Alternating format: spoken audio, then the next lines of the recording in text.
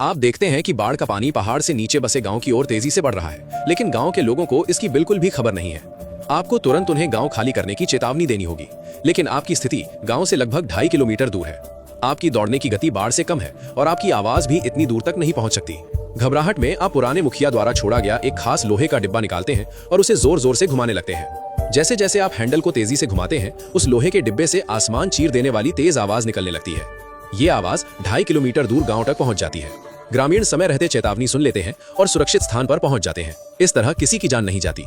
अब आप ये जानने के लिए उत्सुक हो जाते हैं कि बिना बिजली और बिना ईंधन के ये लोहे का डिब्बा इतनी तेज आवाज कैसे पैदा कर सकता है। जब आप उसे खोलकर देखते हैं तब उसकी कार्यप्रणाली समझ में आती है। इसके अंदर 3 स्तरीय 3 stage planetary gear transmission system लगा होता है।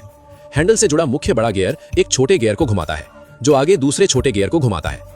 3 चरणों की इस गियर व्यवस्था के कारण कुल गियर अनुपात 1:32 हो जाता है। अर्थात यदि आप हैंडल को प्रति मिनट 60 बार घुमाते हैं तो गियर की सहायता से मुख्य शाफ्ट लगभग 1900 आरपीएम यानी प्रति मिनट 1900 चक्कर की गति से घूमने लगता है।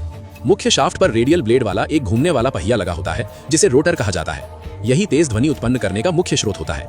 रोटर के बाहर एक स्थिर भाग लगा होता है, जिसे स्टेटर कहा जाता है। स्टेटर में उतनी ही संख्या में स्लॉट बने होते हैं जितने रोटर में ब्लेड होते हैं। जब रोटर तेज गति से घूमता है तो उसके ब्लेड बाहरी हवा को खींचकर ब्लेडों के बीच की जगहों में भर देते हैं।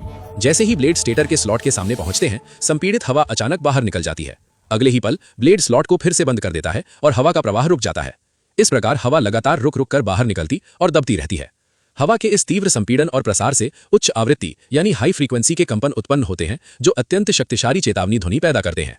ये ध्वनि लगभग 2.5 किलोमीटर तक प्रभावी रूप से सुनाई दे सकती है। यही है हाथ से चलने वाले वायु हमला चेतावनी सायरन की कार्यप्रणाली।